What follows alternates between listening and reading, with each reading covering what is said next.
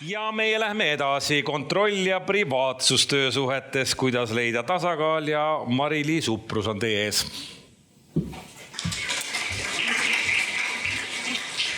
Tere ka minu poolt. Nagu tutvustati, siis olen AK-jurist Mari-Liis Uprus ja igapäevaselt on minu töölaual siis töösuhetega seotud küsimused. Ja täna räägin ma siis töötajate kontrollimisest ja jälgimisest ja selle piiridest.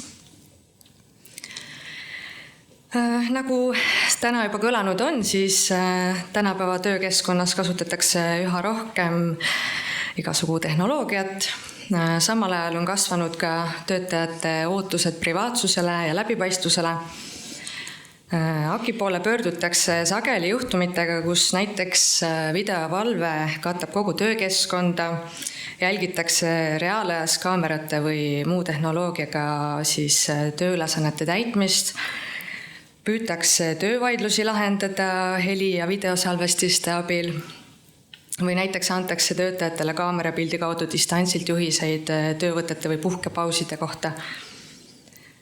Küsimusi jõuab meieni ka näiteks GPS-seadmete kasutamise läbipaistvuse või siis näiteks biomeetrilise tuvastamise vabatahtlikkuse kohta.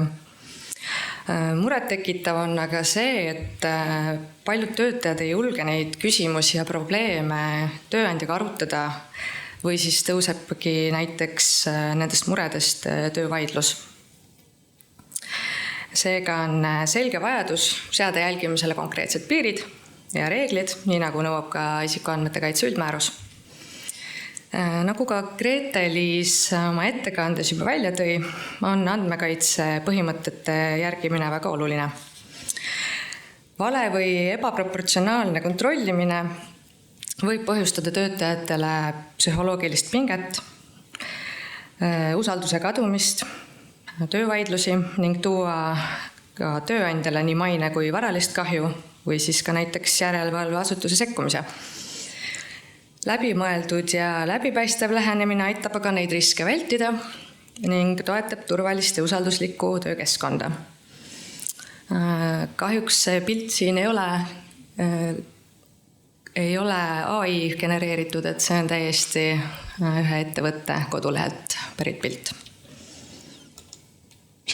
Kas tööandja tohib siis töötajat kontrollida? Tegelikult tööandjal on töölepingu seaduse järgi õigus ja kohustus kontrollida, kas töötaja täidab oma tööülesandeid. Samal ajal peab tööandja austama töötaja privaatsust ning valima kontrollimeetodid nii, et sellega ei sekkutaks põhjendamatult tema eraellu. Töötaja kontrollimine tähendab sageli aga ka isikuandmete töötlemist. Ja seetõttu on väga oluline jälgida siis andmekaitse põhimõtteid.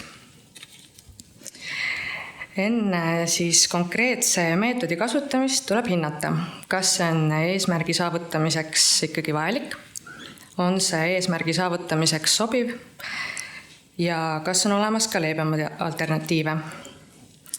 Kui alternatiivid on olemas, tuleb eelistada seda lahendust, mis siis töötajat kõige vähem kahjustab. Heaks näiteks ebaproportsionaalsest kontrollist on töötaja arvuti klaviatuurivajutuste jälgimine töökoormuse või siis tööülesannete täitmise hindamiseks.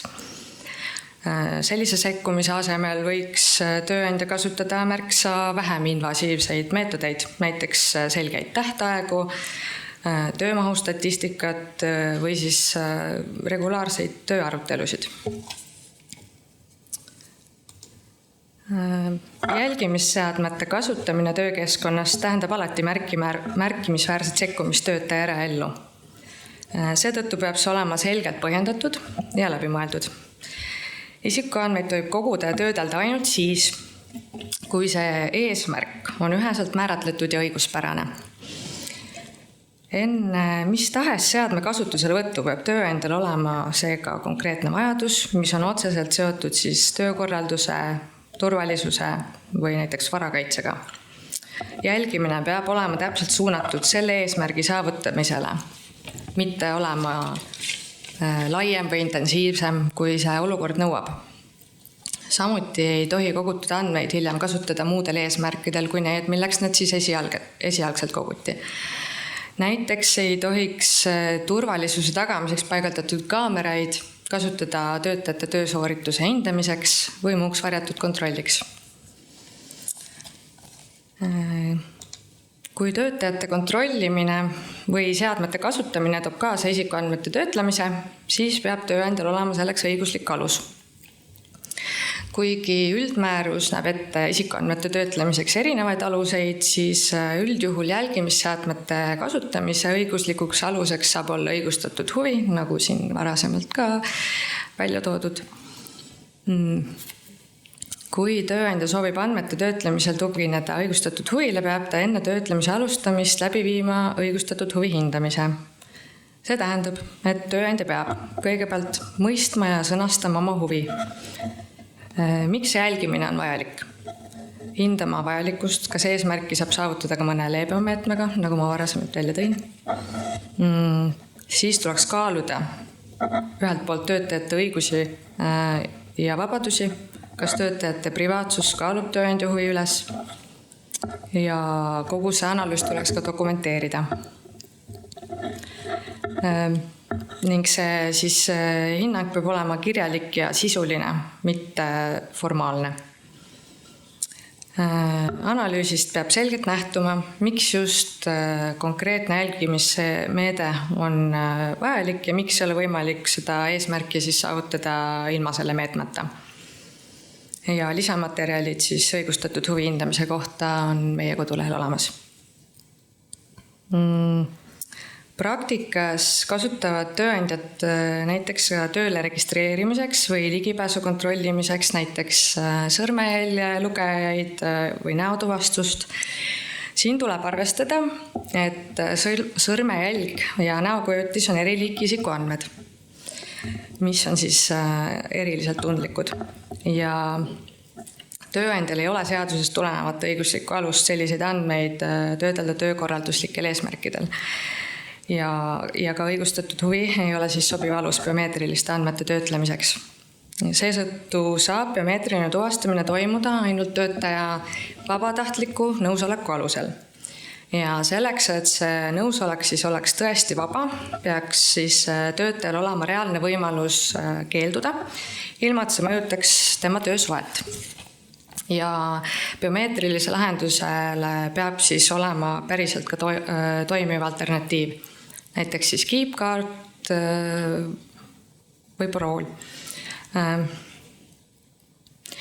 Nõusoleku aluse kasutamine olukorras, kus tegelikult on töötlemise aluseks mõni muu õiguslik alus, on eksitav. Näiteks ei ole õige küsida töötajalt nõusolekut kaamerate kasutamiseks, kui töötaja tegelikust tahtest kaamerate kasutamine ei sõltu. Siis töökeskkonnas veel levinumad kasutatavad jälgimistehnoloogiad ongi veel näiteks siis videovalve, GPS-seadmed, erinevad monitoorimisvahendid. Räägin neist ka siis natuke lähemalt. Kaamerate kasutamisel töökohal on kõige olulisem üle rõhutada, et need oleksid paigaldatud selgelt põhjendatud eesmärgil. Eelkõige siis saab neid kasutada turvalisuse või varakaitseks, mitte töötajate töökohustuse jälgimiseks.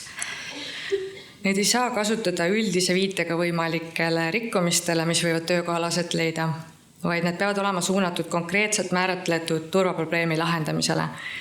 Näiteks tööandja paigaldab kaamera ainult kassapiirkonda, suunatuna siis näiteks kassasahtlile, makseterminalile, eesmärgiga ennetada ja tuvastada konkreetset turvariski, sularaha vargusi. Kaamera samas ei tohi jälgida samal ajal töötaja liikumist kogu tööruumis ega tema tööprotsessi laiemalt. Kaameraid ei tohi paigutada ka kohtadesse, kus töötajal on mõistlik ootus privaatsusele. Kindlasti ei tohi need jälgida näiteks tualett, duširuume, riietusruume, töötajate kappe või puhkeala. Kabinettide osas on töötajatel samasugune kõrgendatud ootus privaatsusele kui puhkeruumi puhul.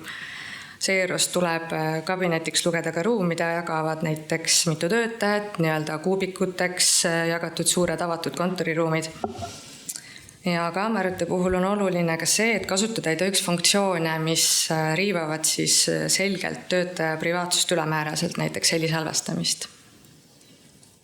Ülemäärasuse hindamisel tuleb arvesse võtta ka seda, kes salvestist või reaalajas pilti töötlevad, kas tööandja ise või tema poolt volitatud turvaettevõte, kas säilitatakse kõiki salvestisi, kui kaua salvestisi säilitatakse. Loodud peavad olema ka andmekaitse tingimused ja paigaldatud videovalvealale teavitavad sildid. GPS-seadmete kasutamisel on samuti peamine, et jälgimine oleks vajalik ja selgelt eesmärgistatud. Asukoha jälgimine tohib toimuda ainult töö ajal ning töötaja peab teadma, millal ja miks tema liikumist jälgitakse. Kogutud andmeid ei tohi kasutada jällegi esialgsest eesmärgist muudel eesmärkidel, näiteks kui GPS-andmeid kasutatakse pakiveol, tarneaja arvutamiseks ja klientidele teavituste saatmiseks, siis tuleks seejuures neid andmeid kasutadagi logistika eesmärgil, mitte siis töösoorituse hindamiseks. Töötaja teadmata ei tohiks tema tööarvutis ega tööpostkastis teha ühtegi isikuandmete töötlemise toimingut. Tööandja võib töötaja tööalast e-posti ja faile küll kontrollida, kuid seda ainult selgelt põhjendatud juhtudel ja eesmärgistatult, sest ka tööpostkastis võivad olla töötaja eraelulised andmed. Isegi siis, kui tööandja keelab töömeili isiklikuks kasutamiseks, tuleb arvestada, et sinna võib ikkagi sattuda erasuhtlust, mis tõttu peab enne kontrollimist olema selge eesmärk ja õiguslik alus. Kui tööandja lubab töömeili kasutada erasuhtluseks, peaks olema loodud kord, mis võimaldab siis isiklikud kirjad eristada. Näiteks on loodud isiklik kaust, mida siis tööandja avada ei tohi. Olen siia slaidile toonud mõned kaebustest kahjuks silma jäänud töötajate mured seoses jälgimisega. Nii nagu ma ka alguses välja tõin, siis on töötajate jälgimisel ja kontrollimisel märgatav mõju. Pidev või ebamäärane jälgimine võib tekitada tunde, et töötajat ei usaldata, mis omakorda suurendab stressi ja vähendab töö rahulolu. Selline õhkkond mõjutab tegelikult kogu meeskonda. Inimesed muutuvad ettevaatlikumaks, suhtlus väheneb ja koostöö kannatab. Kui töötajad ei tea täpselt, miks ja millistel tingimustel neid jälgitakse, tekib ebakindlus ning tunne, et privaatsust ei austata. Liigne või põhjendamatu kontroll võib kiiresti viia usalduskriisini, mis tõttu tuleb jälgimist hinnata mitte ainult tehnilisest küljest, vaid ka tööpsühholoogilisest ja organisatsioonilisest vaatenurgast.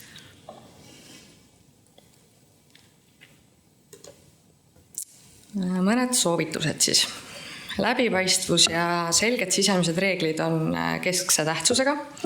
Kirjalikud poliitikad peavad üheselt selgitama, milliseid jälgimisvahendeid kasutatakse, mis eesmärgil, millisel õiguslikul alusel toimub andmetöötlus ja kuidas andmeid siis töödeldakse.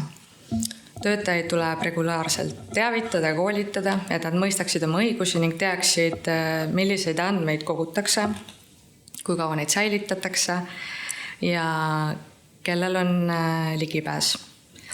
Kõrgema riskiga tegevuste puhul tuleb läbi viia andmekaitse mõjuanalüüs, et hinnata mõju töötajate privaatsusele ja leida vajadusel vähem intensiivsemaid alternatiive.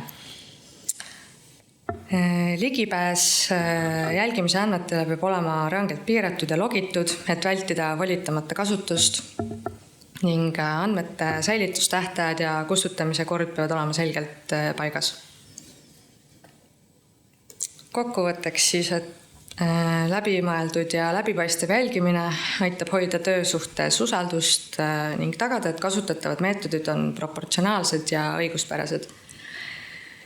Eraelu puutumatus peab olema tagatud ka töökohal ning selle eelduseks on selged töökorraldusreeglid, mis kirjeldavad, miks ja kuidas jälgimist kasutatakse. Töötajatel on õigus teada, milliseid andmeid kogutakse, kuidas neid kasutatakse ning kui jälgimine on ebaproportsionaalne, on tal õigus ka seda vaidlustada. Tööandja huvides on siis luua keskkond, kus tagasisidet saab anda turvaliselt, kartmata negatiivseid tagajärgi. Tasakaalu leidmine tööandja vajaduste ja töötaja privaatsuse vahel on seega võtmetähtsusega, et säilitada terve ja usalduslik töökeskkond. Aitäh! On paar küsimust ka tulnud. Kas automatiseeritud töötaja mõõtmise puhul saab ka avalik sektor kasutada õigustatud huvialust? Üldiselt avalikus sektoris õigustatud huvi kasutamine on välistatud, et seal tuleks ikkagi seadusest otsida. Nüüd vastus on ei. Jah, vastus on ei. Kuidas on lood patsientide või hooldekodu elanikele, kes võivad endale ohtlikud olla jälgimiseks kasutatavate kaameratega, mis sisuliselt salvestavad ka töötajate iga liigutuse? Jah, see on selline valdkond, kus on põrkuvad erinevad huvid. Et see on selline keeruline küsimus natukene mul siin ka vastata, aga ütleme nii, et me ei ole kellelgi seda andmetöötlust ära keelanud. Täitsa õudne kuulda, milliseid tööandjaid leidub, kirjutab siis inimene. Kas teil on kogemusi, kuidas tööandjad reageerivad, kui viidata, et nende tegevus ei ole õiguspärane? Kas pigem üritatakse end õigustada või asutakse usinalt koostööle? On nii ja naa, et on ka neid, kes asuvad ennast koheselt õigustama. Eks see on inimeste puhul vist selline loomulik reaktsioon, aga on ka õnneks väga palju neid tööandjaid, kes ikkagi tahavad, et neil asjad korras oleks. Aitäh, Mari-Liis Uprus!